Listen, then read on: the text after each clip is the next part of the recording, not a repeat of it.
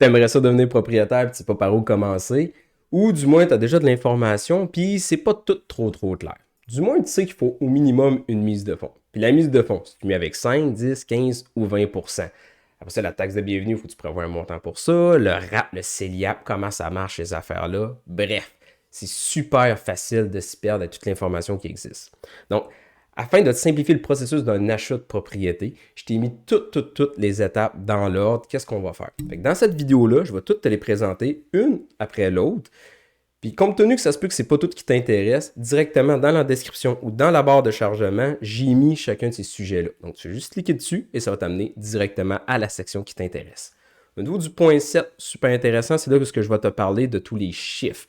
Comment que ça coûte avec des cas concrets. Donc pour un condo et une maison, entre si je mets 5 et 10% de mise de fonds, c'est quoi les impacts que ça va avoir.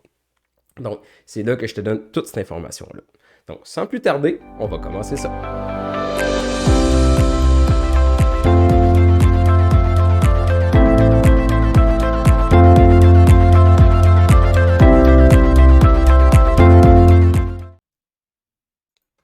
L'évaluation. Selon moi, l'étape la plus importante de toutes parce que c'est votre situation qu'on regarde.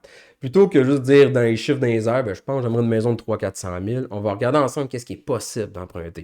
Est-ce que c'est plus réaliste que je regarde autour de 300 ou 500, justement? Qu'est-ce que mon budget me permet? Ensuite, dans quelle ville je vais acheter? Parce qu'une maison, par exemple, de 200 000 sur l'île de Montréal, ça se peut que c'est rare à trouver. Donc, on va vraiment regarder qu'est-ce qui fait du sens également. Point plus important également, l'objectif temporel. Je vais acheter cette année, je vais être propriétaire cette année. Oui, mais est-ce que ça fait du sens si je mets juste 50$ par mois de côté puis il me faut 15 000 pour faire la mise de fonds? OK, on va essayer de trouver des raccourcis avec l'impôt, avec d'autres stratégies qui existent, mais ça se peut que c'est pas possible ou on va le mettre sur plusieurs années puis on va regarder qu'est-ce qui est possible de faire avec ça. L'autre point qu'on va avoir au niveau temporel, c'est se dire est-ce que je vais être propriétaire pendant 1 an, 2 ans, 5 ans, pendant combien de temps que je la veux, ce bâtiment-là, cette propriété-là. Donc là, c'est là qu'on va regarder également ce qui fait du sens. On va regarder également au niveau des coûts. Le coût total du projet. Il n'y a pas juste la mise de fonds qui va être à prévoir. Est-ce que je veux des électroménagers neufs? Est-ce que j'ai des rénovations à faire? Est-ce que j'ai d'autres frais reliés à ça que je ne suis pas au courant? Donc, on va les prévoir dans le projet.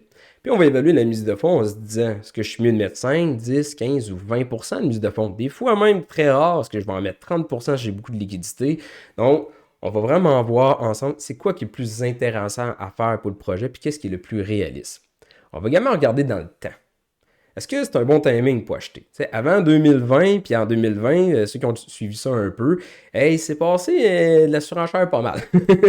Les taux ont varié énormément. Donc, est-ce que je suis mieux d'acheter quand les taux sont hauts, sont bas? Qu'est-ce que je fais en gros? Mais on va regarder selon la situation personnelle si ça fait du sens ou pas. Si on est déjà à côté avec un taux, par exemple, de 5%, ben, si les taux montent à 6, peut-être pas la meilleure des idées d'acheter tout de suite. À l'inverse, ma capacité d'emprunt n'a pas de problème, mon budget me le permet, ben là, on va regarder si ça fait du sens ou pas. Tout ça dans un but principal, c'est d'attendre d'être prêt pour acheter. Parce que quand on achète et on n'est pas prêt, nous, ce qu'on voit dans les statistiques, c'est 70% du temps, les gens qui contractent une hypothèque ne termineront pas leur premier terme avec la banque. Donc, si j'ai dit, par exemple, j'ai emprunté sur 25 ans, puis je fais mon premier 5 ans avec la banque X, ben 70% du temps, on va faire un changement d'hypothèque avant le temps. Le changement, il peut être positif. Ça peut être parce que je veux réhypothéquer pour avoir un meilleur taux. Ça peut être j'ai une promotion dans une autre ville, donc il faut que je m'en aille. Ça peut être également négatif, puis c'est tout le temps imprévu normalement, une séparation, décès, invalidité, il peut arriver n'importe quoi. Donc, ce que ça veut dire, c'est si on est pour changer notre prêt dans les premières années, ben les frais qu'on a eu à assumer au départ, on ne sera pas nécessairement remboursé tout cet argent-là. C'est possible qu'on fasse une perte à court terme parce qu'il peut y avoir des pénalités, frais de notaire, la mise de fonds, la CHL, tout ce qu'on a eu à payer. Ben, si on ne fait pas un gain directement dans la première année sur sa maison, ça peut coûter excessivement cher. Donc, le but, c'est quand on va vouloir acheter une propriété, c'est être capable de vivre dedans un minimum de 3-4 ans pour être capable que ce que j'ai payé, puis la valeur de la maison, puis ce qui reste à payer, ben ça crée un écart suffisamment pour payer toutes les dépenses qu'on a eu à assumer au début. Rendre ça rentable, en gros. Donc, mieux qu'on prépare le projet, moins qu'il y a de risques qu'on vend à court terme, moins qu'il y a de surprises, ben plus qu'on garantit de faire du rendement avec notre propriété, tout simplement. D'où pourquoi l'évaluation, super important. Concernant la mise de fonds, c'est là où on va avoir le plus de questions, puis c'est là qu'il y a plus de mythes. Parce que la première des choses qu'on se fait dire souvent, c'est est-ce que je suis obligé absolument de mettre 20% de mise de fonds pour l'achat de ma propriété? Ça dépend. Si tu prévois être propriétaire occupant, la mise de fonds minimale est 5%. Tu peux mettre 10, 15, 20, tu peux mettre le montant que tu veux comme mise de fonds, mais le minimum va être 5% si c'est une propriété avec 2 adresses ou moins. Donc un duplex, condo, maison, jumelé, ce qui va être la majorité des cas. Si on en regarde plus pour un triplex, quadruplex, là, la mise de fonds devient 10% minimale. Tu peux encore mettre plus si tu veux, mais le minimum à mettre, tant que tu es occupant, va être de 10%. Par contre, si tu es non occupant, c'est quoi qui change? Là, le minimum qu'on doit mettre est automatiquement 20%. Donc, c'est là qu'on va en entendre parler. Des fois, ils vont dire j'ai été obligé de mettre 20, d'autres vont dire je suis obligé de mettre 10. Et dépendamment des cas, ça se peut que la banque t'oblige à mettre un montant minimal plus élevé. Même si toi, tu aimerais mettre 5, ça se peut que tu es obligé de mettre 10, 15 ou un autre montant à cause des ratios d'endettement, parce que logiquement parlant, quelqu'un ne peut pas acheter une maison d'1 million avec, par exemple, 30 000 par année de salaire. Donc, tu es capable de la payer aussi, cette maison-là. Ça, c'est le premier point qu'on va avoir. Puis pourquoi 5, 10, 15 ou 20%? Pourquoi je mettrais 20 si je peux juste mettre 5 au final? Ce qui est à comprendre de ça, c'est que quand tu contractes un prêt avec la banque, tu dis à la banque, ben, passe-moi 300 000 $, moi en échange, je te donne 15 000 comme mise de fonds. Ben, la banque, elle va avoir un petit peu de garantie. Fait que si t'as pas de logement, il donne en garantie. Si t'as pas d'actifs, t'as pas d'argent, t'as pas rien, ben, t'as comme pas le choix de prendre une assurance pour protéger la banque. C'est ce qu'on va appeler l'assurance hypothécaire.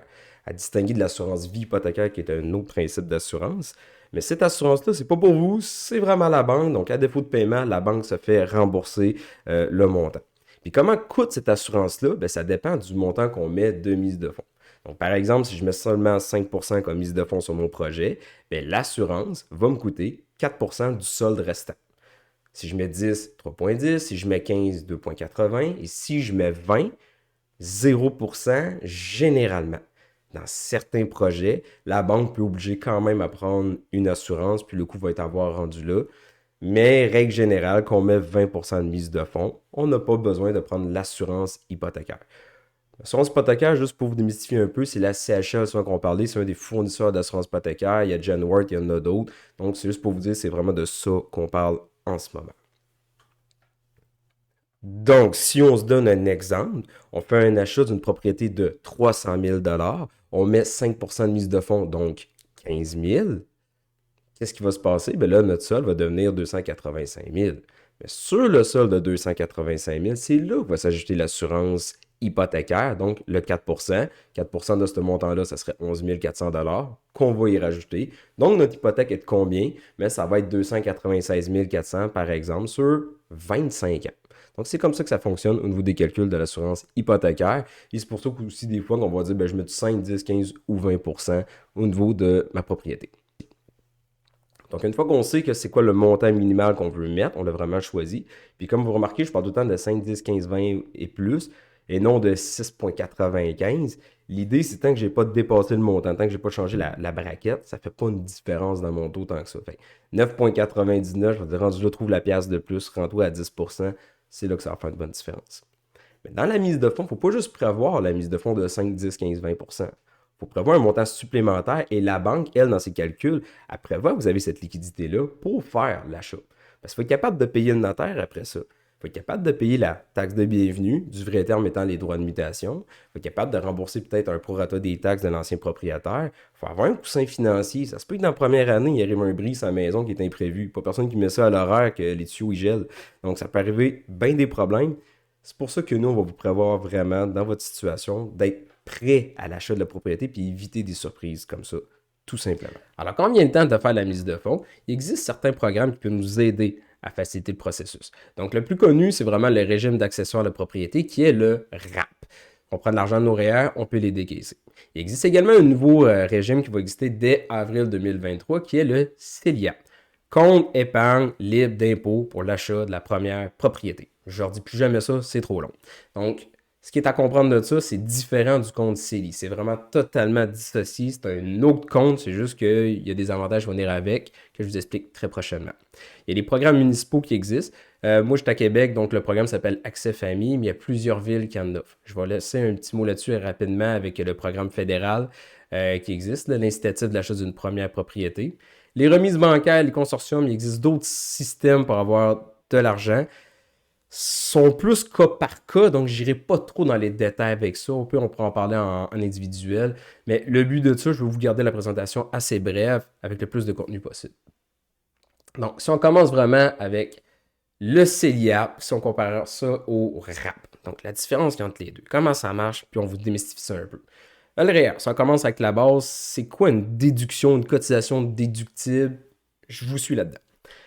Donc là, vous, mettons, vous gagnez 70 000 par année. Donc, vous payez de l'impôt à chaque année comme si vous avez gagné 70 000. Si vous mettez, par exemple, 10 000 dans un REER ou 10 000 déductibles, peu importe sa forme, le gouvernement, lui, ce qu'il va se dire, OK, j'ai chargé de l'impôt toute l'année comme s'il en avait gagné 70, mais en vrai, il en a gagné 60.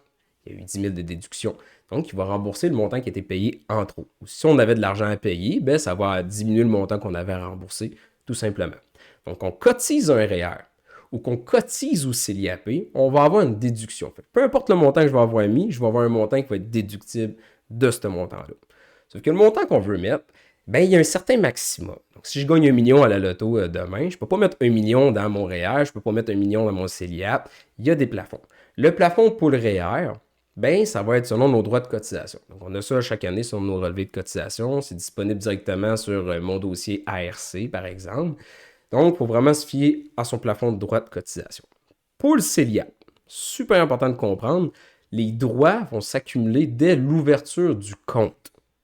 Puis comment ça va marcher? Ça va être 8 000 par année qui va s'additionner jusqu'à un maximum de 40 000 de cotisation.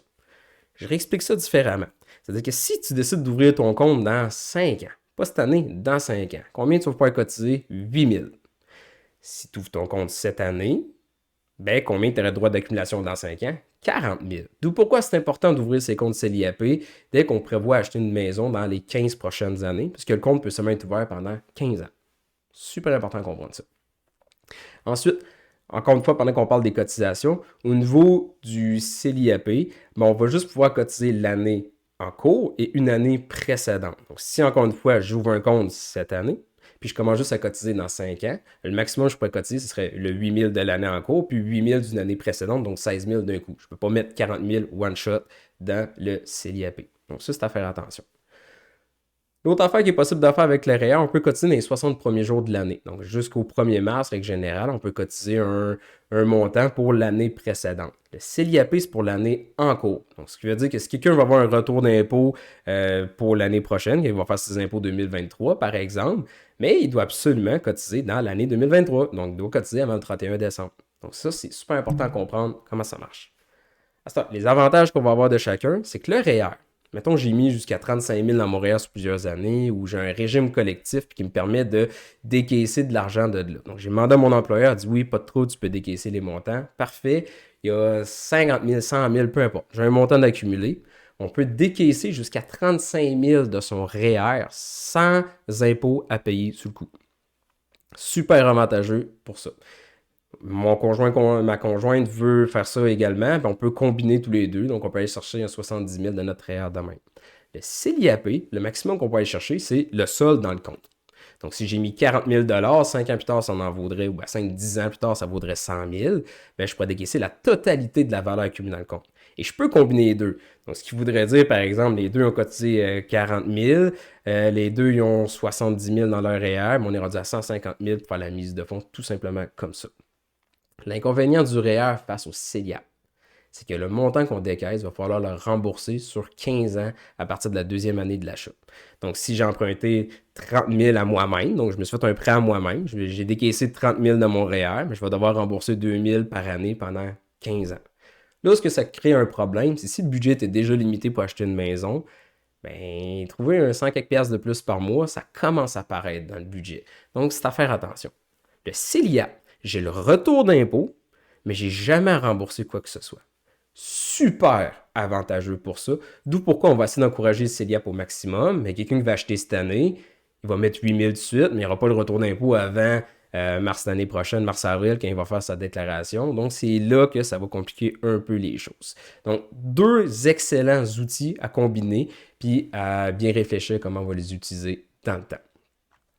Au niveau des programmes municipaux, il existe des programmes, comme je vous disais tout à l'heure, le programme Accès Famille pour la Ville de Québec. C'est pas toutes les villes qui ont un programme municipal. Ça, comment ça marche? C'est que la ville va te prêter l'argent pour l'achat de ta première propriété. Sauf qu'il y a des conditions. Par exemple, Accès Famille, il faut que ce soit une propriété neuve. De mémoire, c'est en bas de 330 000, incluant les taxes. Propriété neuve avec un nombre de chambres prédéfini, tout ça. Le problème qu'on a, c'est d'en trouver. Il n'y en a pas tant que ça qui se lancent dans le programme pour se permettre de l'acheter. Donc, c'est excessivement difficile de trouver une propriété, par exemple, dans la ville de Québec, qui va correspondre à ça. Dans les autres villes, c'est différent. Je vous invite à vous renseigner vraiment sur le site de la ville ou juste faire une petite recherche sur Google. Vous êtes capable de trouver s'il y a un programme disponible dans votre ville pour acheter. Au niveau du programme fédéral, lui, il est disponible pour tous les Canadiens. L'incitatif pour l'achat d'une première propriété, l'IAPP. Ça, comment ça marche? C'est que le gouvernement fédéral peut prêter 5 à 10% de la mise de fonds de la maison, mais ça va s'additionner à la mise de fonds qu'on avait déjà. Donc, ça ne peut pas tout financer en partant. Je ne peux pas juste demander au gouvernement, hey, fais ma mise de fonds complet. Ça ne marche pas comme ça. Je dois au minimum mettre mon 5%, puis je vais l'ajouter ça par-dessus pour baisser mon coût de SCHL, Genworth, mon assurance hypothécaire, grosso modo. C'est quoi l'inconvénient qu'il y a de ça qui est à se rappeler? Le gouvernement ne donne jamais de cadeau. Ce montant-là, on va devoir le rembourser à un moment donné. Puis ça, dans le fond, on va l'ajouter à une hypothèque. Donc, il y en a un frais de notaire de plus à payer. C'est comme si j'avais une deuxième hypothèque qui est à côté. Puis quand est-ce qu'il faut que je le rembourse, ce montant-là? Il faut que je le rembourse surtout que je fais un changement à mon hypothèque ou à mon statut de résident. Donc, si je deviens, je vends la maison, ou je la mets en location, ou je change mes affaires, ben il faut que je rembourse ce montant-là. S'il n'y a rien de ça qui se passe, je ne vends pas, je ne déménage pas, je ne fais pas de changement à mon hypothèque ni rien, mais au bout de 25 ans, fait que c'est la première de toutes ces éventualités-là qui arrivent, je dois rembourser le montant. Puis je ne peux pas juste rembourser, par exemple, 10 000 qu'on m'a prêté. Je dois rembourser 10 000, plus au prorata, la valeur que ma maison a pris dans le temps. Donc, si je fais un flip, donc j'achète une maison, je veux la rénover, puis je veux la revendre plus cher, je la vends 2 fois plus cher, le gouvernement m'a prêté 20 000, mais je leur dois 40 000. Donc ça, c'est à garder en tête. Dans certains cas, ça peut être bon, dans certains cas, ça peut être avantageux, comme dans d'autres cas, ça peut vraiment nous nuire. Donc ces aides-là, c'est à regarder, mais ce n'est pas le premier réflexe à avoir. Au niveau des assurances, il y a énormément de questions. Puis là, ici, je vais parler principalement de l'assurance vie hypothécaire, assurance invalidité hypothécaire. Donc, contrairement à l'assurance hypothécaire qui porte souvent confusion, on dit, il me semble que j'ai payé un montant pour ça, ça m'a coûté cher chez le notaire, tout de complet. Ça, c'est vraiment l'assurance qui va faire en sorte que votre conjointe va avoir un montant en cas de décès, un montant qui va vous aider à faire les paiements en cas d'invalidité. Super important à prendre en considération et comprendre ce que ça implique. Parce qu'il y a des gens qui disent, ben, si c'est pas obligatoire, je ne la prendrai pas. Parce que la première question qu'on me pose, est-ce que c'est obligatoire? Non. On ne peut pas forcer une personne à prendre une assurance. C'est pas éthique, c'est pas légal. On ne peut pas juste dire à quelqu'un, tu es obligé de la prendre. Par contre, on peut insister fortement et on peut comprendre une logique qu'il y a derrière ça. Je donne un exemple. Dans un couple, une personne gagne 150 000 par année, l'autre en gagne 30 000. La personne de 150 000 de revenus décède, laisse un terme hypothécaire de 3 000 $ par mois à payer à l'autre. C'est plus que son revenu net à la fin du mois. C'est irréaliste qu'elle soit capable de payer cette maison-là. Qu'est-ce qu'on fait? Donc, la banque peut forcer la vente, dire, ben écoute, tu ne passes pas les ratios d'endettement ni rien, donc on va reprendre la propriété, mais à la vente, organise-toi. Donc, le niveau de vie vient de changer. Donc, déjà, logiquement parlant, s'il y a une famille, il y a des enfants ou autre, on veut maintenir un niveau de vie s'il arrive quelque chose. En cas de décès, c'est important d'avoir déjà des assurances. Donc, c'est sûr que les institutions vont pousser ça. Pasteur, est-ce que je suis obligé de prendre l'assurance avec l'institution? Non, définitivement pas. Si je suis déjà pas forcé d'en prendre une, je suis encore moins obligé de la prendre avec l'institution. Je peux en avoir une individuelle et c'est beaucoup plus avantageux. Je vais vous le montrer dans quelques instants aussi. L'autre chose qui va être important de savoir au niveau des assurances hypothécaires contre l'assurance individuelle. C'est quoi la différence qu'il y a entre les deux? Parce qu'on en parle souvent, je vous apprends sûrement pas ça, que c'est nouveau. L'assurance hypothécaire, qu'est-ce qui se passe? C'est que ça paye uniquement le prêt. Donc, en cas d'invalidité, en cas de décès ou autre, on va payer le prêt. Certaines institutions permettent de rembourser, par exemple, en cas d'invalidité, jusqu'à 150% du montant du prêt. L'idée étant, C'est bien beau que ton hypothèque se paye, tu as de l'épicerie à payer, tu as d'autres choses. Donc, si les paiements que moi je te donne, ça représente 70% de ton revenu ou 50% de ton revenu, si tu ne mettais pas déjà 50%, l'autre 50% en épargne à tous les jours, ben ta qualité de vie vient de prendre un coup. Donc, il faut le prévoir à ce niveau-là. En cas de décès, ça paye le ça. Si initialement, c'est 300 000 que j'ai d'hypothèque, ça paye 300 000. Si au bout de 10 ans ou 20 ans, il me reste 100 000 à payer ou 50 000, ça paye ce qui reste. Quand on va parler au niveau d'assurance personnelle, c'est une assurance vraiment à part, indépendante du prêt. Et là, ben, je peux décider le montant que je veux que ça me paye. Je veux que ça me donne juste 150 000. Je dis, gars, je veux que le monde se revire de bord pendant quelques années, puis après ça, tout va bien aller. Pas un problème. Je vais avoir une assurance d'1 million parce que j'ai d'autres choses à payer. Je veux consolider toutes mes assurances en une, ça me coûte moins cher. On peut le faire également. Et le montant, je peux décider qu'il est fixe sur toute la durée, comme je peux le mettre décroissant. On a la marge de manœuvre qu'on veut au niveau personnel. Puis une autre différence qui va être majeure au niveau des coûts, c'est que l'assurance hypothécaire, si moi je renouvelle à tous les 5 ans, mais mon coût va augmenter à tous les 5 ans, parce que plus je vieillis, plus ça coûte cher. Donc, si je change en plus d'institution, ça se peut que la première institution à qui j'étais, ben, le coût d'assurance n'était pas si pire, puis je vais à un autre, ça me coûte pas mal plus cher. Puis là, ben, je change encore d'une autre banque dans 5 ans, ben, ça me coûte encore plus cher. Donc, ça peut varier, puis ça peut augmenter assez de façon significative. Je vais vous montrer par après avec des exemples, mais normalement, plus on vieillit, plus le coût augmente de façon exponentielle. Donc, le coût total, même si le seul couvert va diminuer, ça va augmenter tout le temps. On prend une assurance personnelle, l'avantage qu'on a, le coût, il fixe une durée. En gros, je peux dire, écoute, je vais être couvert de 300 000 pendant 25 ans à tel prix, tout est fixe. C'est tel quel, c'est garanti, puis ça ne change pas. Puis un autre point qui est extrêmement important à comprendre au niveau des institutions financières, souvent qu'on va signer, souvent, c'est pas tout le temps, ils vont juste poser 4 questions. T'as-tu le cancer dans la dernière année, fumeur, non-fumeur? T'as-tu réclamé? T'as-tu un dossier criminel ou autre? Super simple, on signe 2-3 papiers, parfait, on est assuré. C'est une préqualification souvent. On veut juste savoir, est-ce que tu aurais été refusé automatiquement en assurance ou ça vaut à peine ou non? Puis dans certains cas, on va faire la réclamation au décès. C'est là qu'on va dire, ah ben, avoir ça, on t'aurait pas couvert. C'est un peu tannant à jouer avec ça. Quand on va regarder au niveau de l'assurance personnelle, c'est plus long, c'est plus compliqué. Sûr et certain, parce qu'on va poser toutes les questions avant. On va tout de suite dire, est-ce qu'on couvrait, est-ce qu'on paierait ou pas en cas de décès? Je vais donner un exemple qui peut compliquer bien les affaires. Mettons les diabétiques. Souvent, ils vont me dire, ben là, je suis pas assurable, ça coûte cher. Ouais, mais c'est dur à croire que si t'es pas assurable normalement, la banque, elle va te couvrir de même sans poser de questions. Puis au niveau individuel, qu'on fait affaire avec un courtier, par exemple, moi, je suis courtier en assurance, l'avantage qu'on va avoir, on peut avoir toutes les compagnies en même temps. Puis on va être capable de voir des sous-produits et des affaires spécifiques. Puis c'est pas vrai que c'est pas assurable, par exemple, un diabétique, un autisme, n'importe quelle maladie qui existe, sont toutes couvrables. On peut littéralement assurer quelqu'un qui est en train de décéder à court terme, là. On peut faire n'importe quoi au niveau des assurances, puis les coûts ne sont pas nécessairement beaucoup plus cher.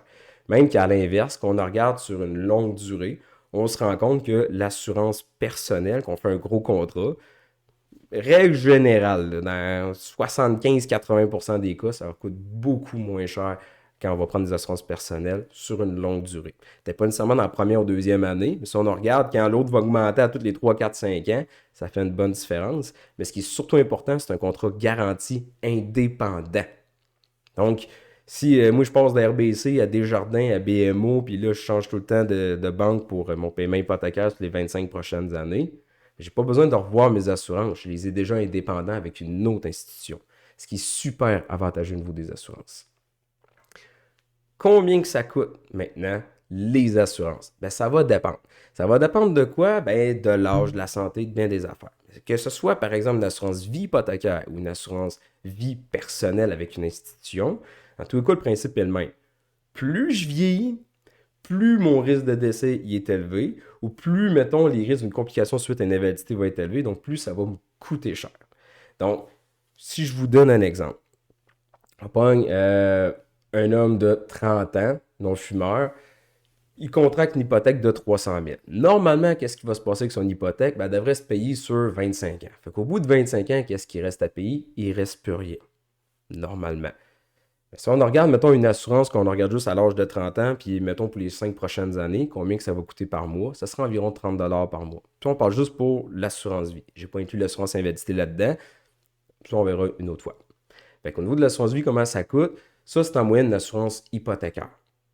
Le problème qu'on va avoir, comme je vous disais, plus je vais vieillir, plus le coût augmente de façon exponentielle. Mais si le montant d'assurance couvert passe de 200 à 300 à 100 000 à zéro, ben le coût va être sensiblement tout le temps le même. Règle générale, c'est pas vrai que l'hypothèque va se payer réellement sur 25 ans. On va réhypothéquer, on va augmenter les montants tout. Donc, si à l'âge de 55 ans, la même personne, il reste encore un solde de 100 000 à payer au niveau des assurances, mais ça coûterait 46 par mois. Donc, l'exemple étant à comprendre, même si mon assurance me couvre de moins en moins, ça me coûte de plus en plus cher quand même. À l'inverse, la personne, écoute, ça n'a pas été comme que je voulais. Il me reste encore 300 000 d'hypothèque à payer à 55 ans. Combien qu'elle coûte l'assurance rendue là? 157 par mois. Donc, ce qui est à comprendre, elle a passé de 30, elle a augmenté tout le temps jusqu'à 157. Elle n'a pas fait de 30 à 157 du jour au lendemain. Donc, ça a coûté excessivement cher sur les 25 dernières années. Puis, je vous laisse imaginer ce qui s'en vient ces 10, 15, 20 prochaines années. Ça va continuer d'augmenter et coûter une fortune. Si on regarde au niveau individuel à l'inverse, la même personne, 30 ans, non-fumeur, un homme, elle aurait voulu prendre une assurance. Comme je vous dis initialement, j'ai fait une petite ligne jaune dans mon graphique de tantôt. Je suis couvert pour 300 000, puis le coût serait 25 et 65. 25 et 65 pour les 25 prochaines années, tout est fixe.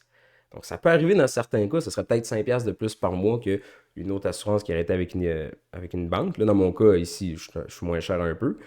Mais sur du long terme, ça fait une méchante différence parce que là, j'ai pas payé du 100$, 130$, 140$ pour moi, c'est toute la durée. J'ai été à 25 et 65 sur tout ce temps-là. C'est pour ça que les assurances, c'est super avantageux. Puis pourquoi on en parle dans le processus, avant même d'avoir signé l'hypothèque, être passé chez le notaire et tout réglé, ce qui est à comprendre des assurances, on en veut une, ça ne veut pas dire qu'on l'a du jour au lendemain. Il y a un processus, il faut l'évaluer le dossier. Ça peut prendre 3 mois des fois, ça peut être excessivement long avant d'avoir une réponse de la compagnie.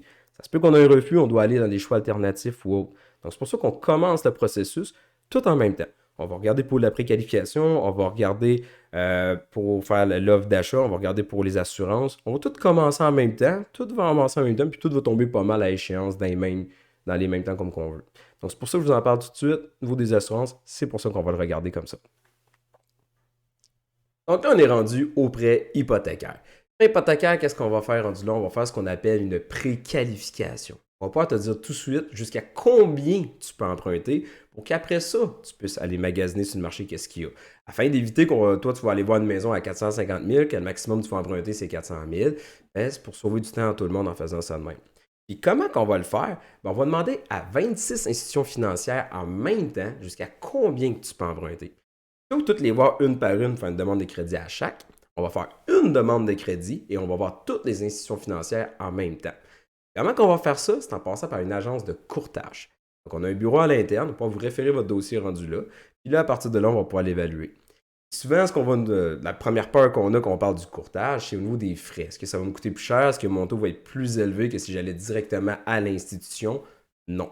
Donc, dans la structure de frais, quand tu as un taux, par exemple, à 5%, et dans le 5%, il est déjà inclus une commission courtier. Donc, quand on va à l'institution, ils sont bien contents, ils gardent l'argent pour eux autres. Quand on va dans le courtage, bien, ils envoient le montant directement au courtier. Donc, pour vous, ça ne coûte pas une scène de plus, mais en arrière, comment ça marche la structure de frais, mais c'est plus avantageux comme ça. Donc, concernant la liste de documents qu'on va vous demander, le but est tout simplement de vous identifier. Éviter qu'on ait de la fraude, qu'on ait quelqu'un qui fait croire qu'il est médecin et qu'il ne l'est pas. C'est pour ça qu'on va demander, mettons, une lettre de confirmation d'emploi récent. Pas un document de 2021 qui traîne avec une tache de café dessus qui dit « Ah ben oui, j'ai déjà gagné 250 000 dans une année. » T'as peu. En date d'aujourd'hui, c'est quoi la situation? Est-ce que ce que tu dis fait du sens ou autre? On veut juste un document pour le prouver. Même chose au niveau des placements. On veut éviter le blanchiment d'argent. On veut éviter quelqu'un qui arrive, tiens, j'ai 100 000, j'achète une propriété. Ça sort d'où, ça? On veut une historique. On veut savoir d'où c'est que ça vient. Si tu as un don, oui, parfait. Signe-le que c'est un don. That's it. On veut juste savoir d'où vient l'argent capable de la suivre dans le temps pour éviter des problèmes au niveau légal, fiscal, tous les niveaux. Donc, c'est pour vous protéger, nous protéger, protéger tout le monde. On demande ces documents-là et on va toujours vous envoyer la liste par courriel pour être sûr. On est enfin rendu à l'étape de faire notre offre d'achat, aller magasiner sur le marché la propriété de nos rêves, voir qu'est-ce qu'on peut faire rendu là. Compte tenu que ça peut être assez difficile, surtout la partie de négociation, voir c'est quoi les propriétés qui pourraient rentrer dans notre budget, l'allié que je vous recommande, ça va être le courtier immobilier, surtout à l'achat. Pourquoi? Parce que cette personne-là, c'est un spécialiste, un professionnel qui fait ça à tous les jours. Il va être capable de faire peut-être baisser le prix pour vous. Idéalement, il va réussir ou vous trouver des avantages de plus. Il va être capable de vous dire également si ça fait du sens ou pas. Par exemple, vous dites, je veux une maison super ensoleillée, mais dans un angle que le soleil, il va pas, on n'y a pas pensé. Ça peut tout être des petits trucs qui peuvent vous aider énormément. Nous, à qui on va vous recommander, c'est vraiment Yann Génois. C'est un professionnel avec qui on fait affaire depuis déjà un bon moment. On y réfère au-dessus d'une centaine de dossiers. Puis 100% de taux de satisfaction. Il est super bon autant pour l'immobilier résidentiel que l'immobilier qu'on veut mettre locatif, qu'on veut faire du revenu ou autre, commercial. Il est là pour tout. Donc vraiment, je vous invite à le rencontrer dans un premier temps. On va regarder tout ce qui est à faire avec lui. Puis il est vraiment à l'écoute de vos besoins. Ce que vous allez faire avec, on va magasiner les propriétés. On va essayer de voir, bon, ben, qu'est-ce qui peut être intéressant là-dedans. On va en avoir une quinzaine, une vingtaine. Ça se peut que ça prenne du temps avant de trouver vraiment qui nous intéresse. Finalement, on a un coup de cœur. On aura dit à vouloir faire une négociation avec le propriétaire. On va y faire une offre. Mais avant de faire une offre, moi, je veux vraiment vous inviter à faire attention et penser à mettre des conditions. Avoir une porte de sortie si d'un coup ça vous intéresse plus cette propriété-là ou finalement vous allez faire une offre sur un autre. Parce que le vrai terme, c'est promesse d'achat. Mais une promesse d'achat, on ne peut pas sortir aussi facilement qu'on veut. On ne peut pas faire 18 offres sur 18 propriétés en même temps. Ça va bloquer à quelque part tantôt. Donc vraiment, mettez une condition, par exemple, je veux que ce soit conditionnel à l'inspection, conditionnel à la vente de la maison que j'ai déjà ou peu importe. Vous pouvez mettre des conditions, puis vous pouvez négocier avec le vendeur pour ce qui fait du sens. Au niveau de la surenchère, c'est de faire attention également à la surenchère. Je sais que c'est présent, mais il y en a beaucoup qui se font avoir, qui vont payer un 30, 40, 50 000 de plus. Ça peut être problématique à ce niveau-là. Juste faire attention comme ça. Donc là, on vient de faire notre promesse d'achat, puis elle est déjà acceptée. C'est quoi la prochaine étape? Aller chez le notaire, tout officialiser ça. Comment ça se passe chez le notaire? C'est généralement en deux rencontres que ça se passe. La première va être préparatoire, parce que lui, il n'y a pas tous les documents que votre nom prenne même sur le coin d'une table. Donc, il va tout préparer le dossier, il va tout évaluer, il va poser des questions. Pour une deuxième rencontre, on va là signer et faire les virements. Donc, on va faire vraiment le transfert d'argent, la mise de fonds, payer les taxes. On va tout payer les frais rendus là directement chez le notaire. Donc, il faut se préparer rendu là pour que l'argent soit accessible et disponible. On va signer l'hypothèque et on devient propriétaire. Qui dit on devient propriétaire, on devient responsable de notre achat.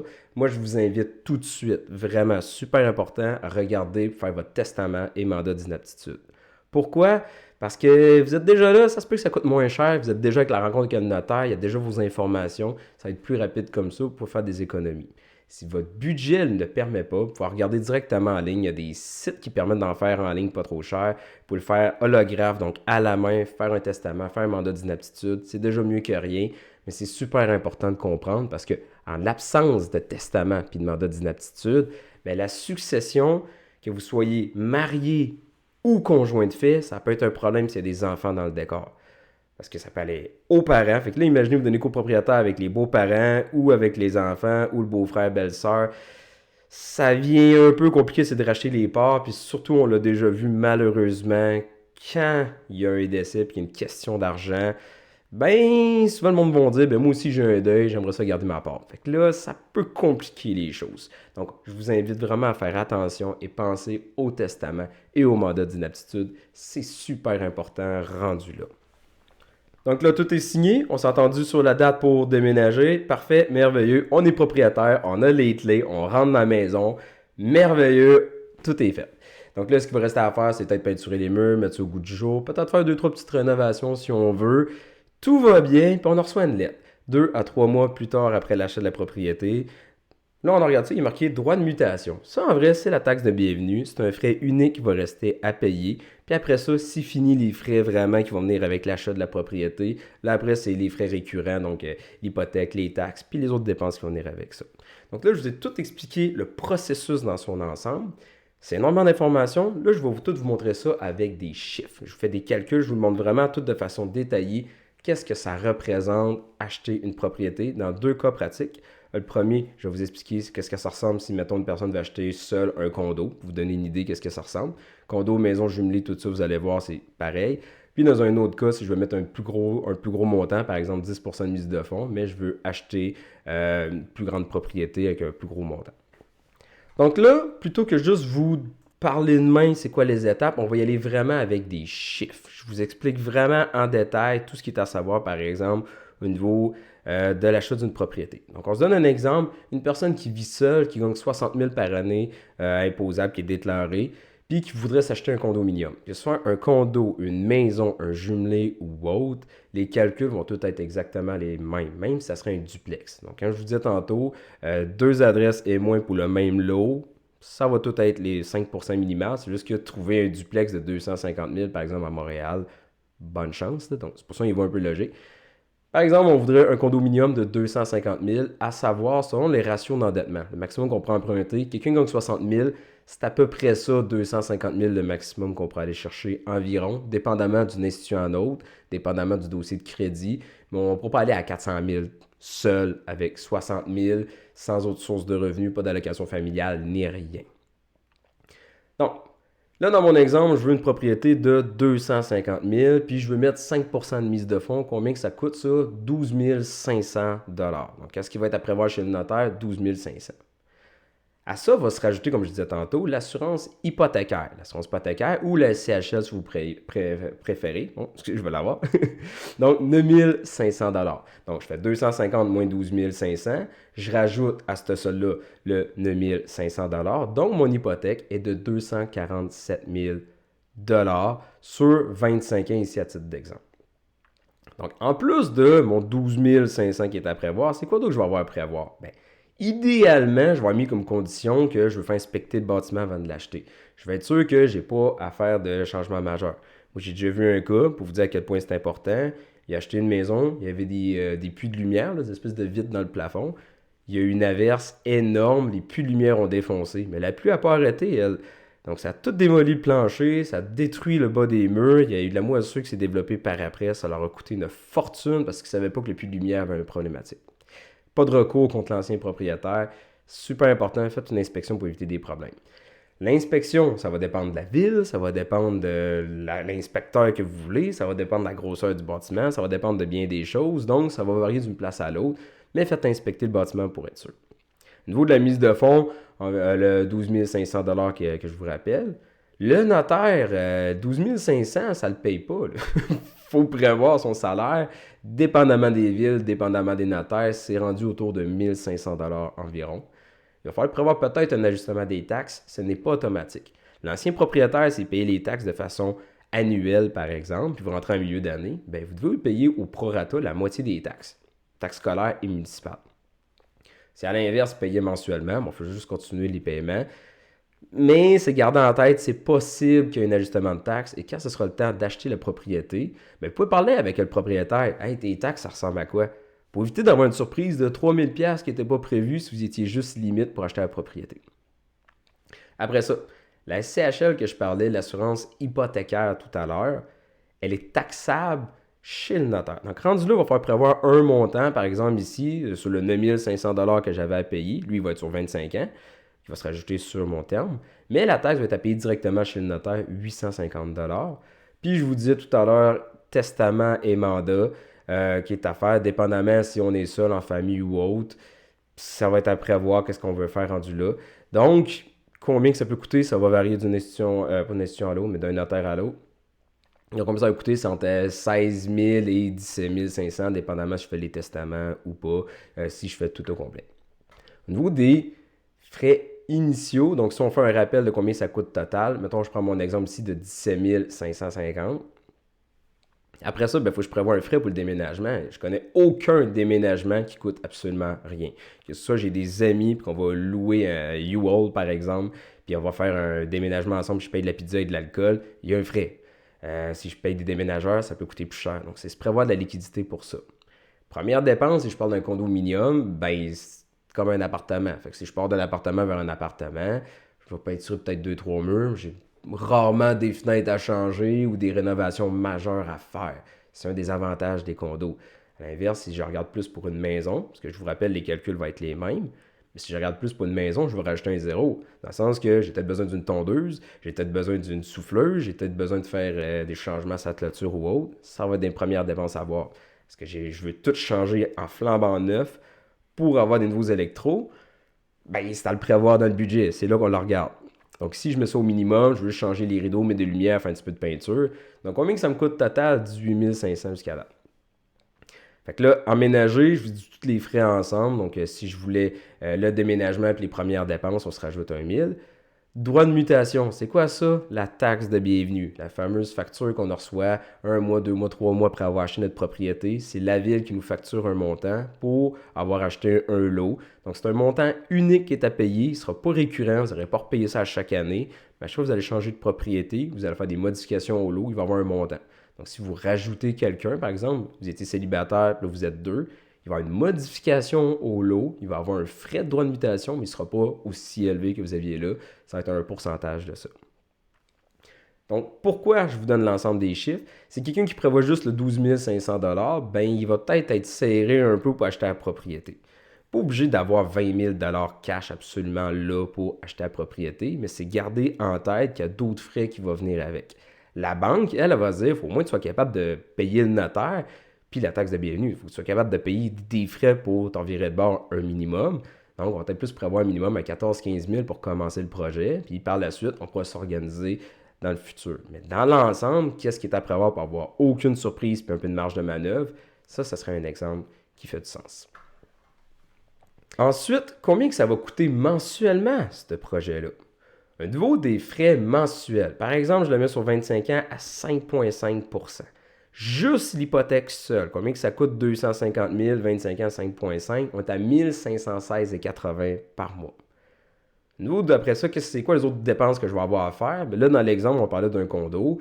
Bien, un condo, ça va dépendre. Ça peut en coûter juste 45 par mois, ça peut en coûter 100, ça va varier. Si j'achète une maison, bien, plus c'est grand, plus il y a une grande superficie, mais plus je vais avoir des gros montants à prévoir au niveau des paiements de chauffage. Petite information super importante à savoir, s'il y a un compteur intelligent, vous allez directement sur le site de Hydro-Québec, vous faire une estimation des coûts d'une résidence. Moi, je me suis sauvé déjà énormément de frais comme ça. J'avais une résidence parfaite, une maison vraiment grande, plusieurs pièces. Tout était idéal. Là. Était affiché, je pense, c'était 250 000 en 2015-2016 à peu près. Elle était vraiment pas cher dans le coin de Québec. Mais je me dis, c'est sûr, il y a un problème. Elle est trop belle, elle est trop grande, tout est merveilleux là-dessus. J'ai regardé justement la facture de chauffage, comment que ça coûtait, puis c'était pas loin de 600 par mois. Mais moi, ce que ça me dit en tête, c'est j'ai pas le temps de rénover cette maison-là. Faut que je démolis les murs, soit par en dedans ou par l'extérieur. Faut tout refaire l'isolation au complet. Faut changer le système de chauffage. Finalement, c'est plus un projet de 250, c'est peut-être plus 300, 350, dépendamment des travaux qui vont venir avec ça. C'est plus le même budget, est tout d'un coup moins intéressant de la maison. Donc, on peut avoir des surprises comme on peut en sauver juste en regardant ça comme ça. Ensuite, les assurances, ça va dépendre. Les assurances feu, vol, vandalisme, ça va dépendre de la propriété. Est-ce que je vais acheter une propriété qui est dans un secteur à risque? Est-ce que je suis dans un secteur plus tranquille? Est-ce que j'ai une bonne fontaine qui est proche? Est-ce que je suis dans un champ? Est-ce que c'est centenaire? Ça va vraiment varier à ce niveau-là. Puis les taxes scolaires et municipales qui vont être à prévoir. Ici, j'ai pris le calcul de taxes de la Ville de Québec. Ça se ressemble sensiblement. Règle générale, on se trouve pas loin d'à peu près 1% de la valeur de la maison en paiement qu'on va faire total, annuel, taxes scolaires et municipales combinées. Il y a des municipalités qui coûtent plus cher que d'autres moins cher que d'autres. C'est à voir, mais c'est pour vous donner une idée. Puis là, si je parle d'un condo, mais il va y avoir un frais de copropriété. Puis ce frais-là, il n'est pas clair pour tout le monde, mais en gros, ce qu'on veut dire, c'est que c'est un montant qu'on va accumuler. Puis s'il y a des rénovations à faire sur le bâtiment, vu que tout le monde est solidaire, ben ça va servir à faire les rénovations ou payer des bris ou faire des changements ou autres sur le bâtiment ou refaire le revêtement ou changer la toiture après un certain temps. Si j'achète une propriété à la place, comme une maison ou un jumelé, je vais vous inviter à mettre ce montant-là dans votre budget. Parce que si vous avez à changer la toiture, changer le toit, changer les fenêtres ou autre vous-même, ça va coûter 5, 10, 15 000 dans 5 ans, 10 ans, 20 ans, ben faites-vous tout de suite le budget de 200$ par mois. Ça revenait exactement au même pareil, puis vous allez éviter d'avoir des surprises comme ça. Donc, coût total, si j'inclus le frais de copropriété puis les autres montants, ça m'a coûté 2100, mais ça peut varier, comme je vous explique, à chacun des éléments. Chose sûre, l'hypothèque, elle ne changera pas. Fait que ça peut varier peut-être entre 1900 puis 2300, 2400, dépendamment du type de propriété que vous voulez, pour vous donner une idée. Donc, si on résume le cas numéro 1, c'est que je vais acheter un condo de 250 000 seul avec un revenu de 60 000. Qu'est-ce que ça pourrait ressembler au niveau des coûts? Ben là, on pourrait dire, par exemple, 20 000 800, ça c'est tout frais confondu, tout est fait, tout est réglé, j'ai un coussin, j'ai de l'argent, tout est réglé. Mais si je veux juste regarder la mise de fonds seule, je suis plus autour de 12 500. Si je mets une plus grosse mise de fonds, mais il y a des frais qui sont fixes, comme le notaire par exemple, l'inspection, ça ne changera pas. Donc c'est pour ça qu'il faut garder en tête que, écoute, j'ai 20 000, je suis capable de mettre un petit peu plus que 12 000 de mise de fonds. T'as peu, calcul. Ça vaut la peine de le regarder.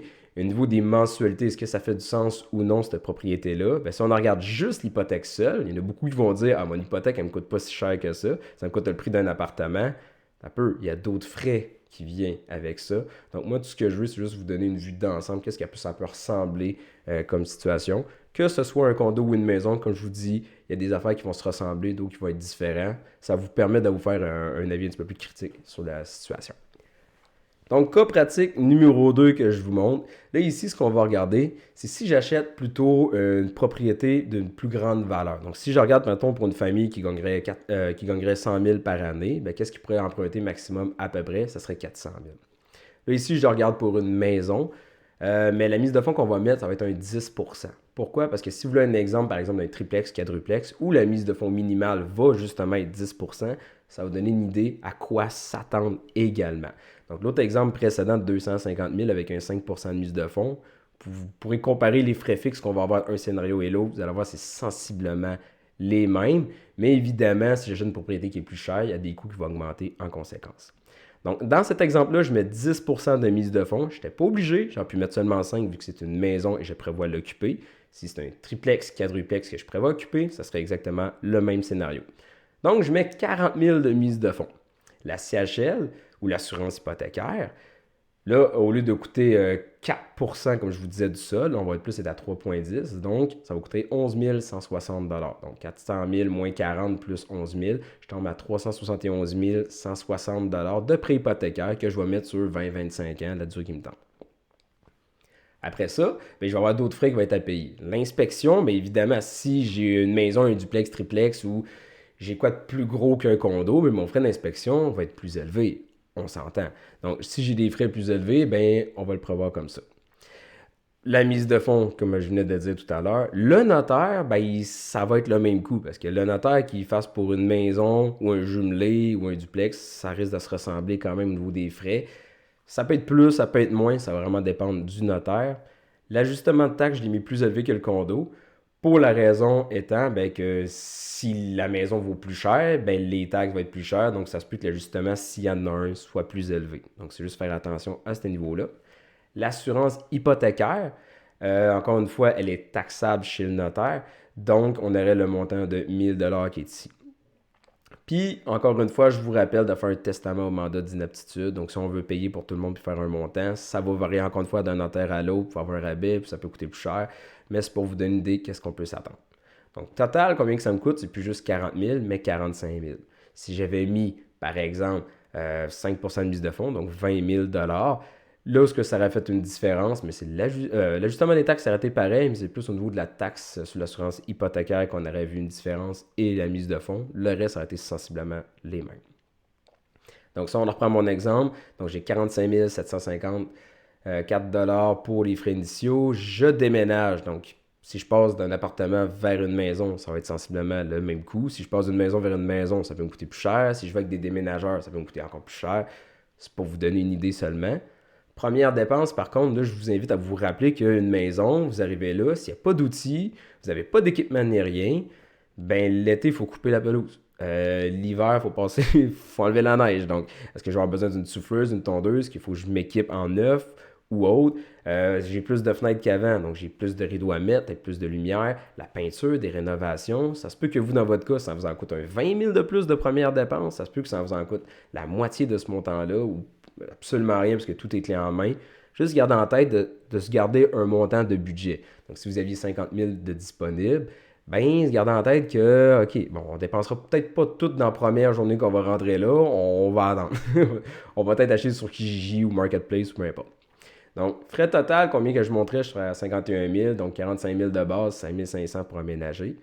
Et finalement, encore une fois, j'ai ma taxe de bienvenue ou les droits de mutation du vrai terme, donc 4 489 qui se rajoutent Pour un grand total, ici, avec une marge de main-d'œuvre, encore une fois, je serais à 55 000, donc 40 000 de mise de fonds.